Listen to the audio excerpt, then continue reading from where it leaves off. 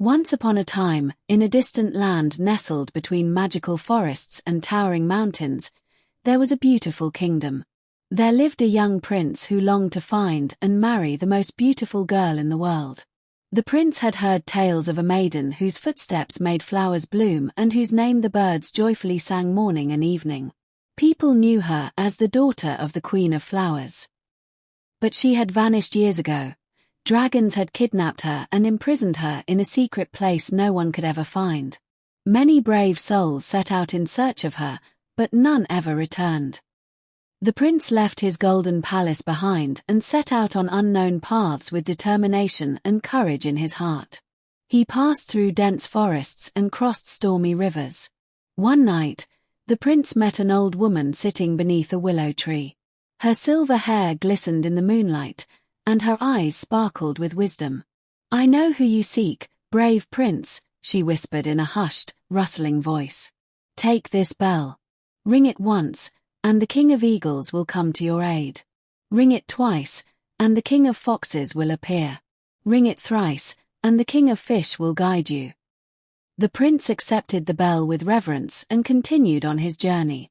Days turned into weeks, until one day, in a rocky valley, he came across a strange old man. The old man said, "The maiden is held captive by the mother dragon, a fearsome beast with 3, or perhaps 4, terrifying heads. She dwells beyond the black stones in the mountains." Without hesitation, the prince set off in that direction. When he reached the foothills of the jagged mountains, smoke was rising into the sky.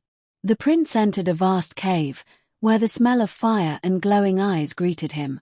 The mother dragon appeared, a hideous woman with 4 dragon heads and eyes that blazed like coals. "You've come to find the daughter of the Queen of Flowers," she growled. "Then first, you must serve me." The dragon gave him 3 cloaks. One was made of copper, the second of silver, and the third of gold. "You have 3 days here," she said. "And within these 3 days, you must also find the princess. Each morning, you must search for and return my magical rabbit. If you fail to bring it back before sunset, you will die." That day, the prince sat alone and hopeless. But then he remembered the bell. He wore the copper cloak and rang the bell once.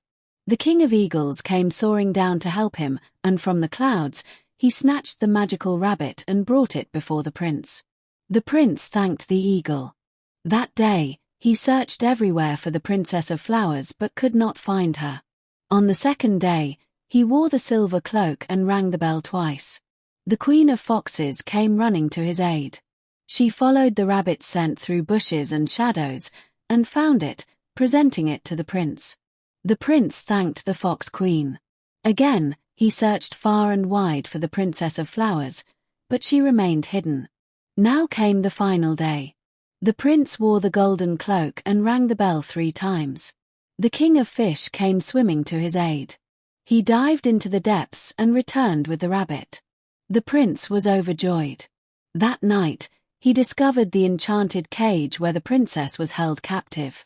The princess told him, "You've managed to survive 3 days here. Now touch this enchanted cage and free me." The prince did as she said. That night, while the mother dragon snored loudly in deep sleep, the prince and princess escaped silently. When the mother dragon awoke, she roared with fury, but it was too late. The prince and the princess had already reached the Palace of Flowers, safe and sound. The Queen of Flowers embraced her daughter with joy. The prince, too, was overjoyed. And so, a grand wedding celebration was held.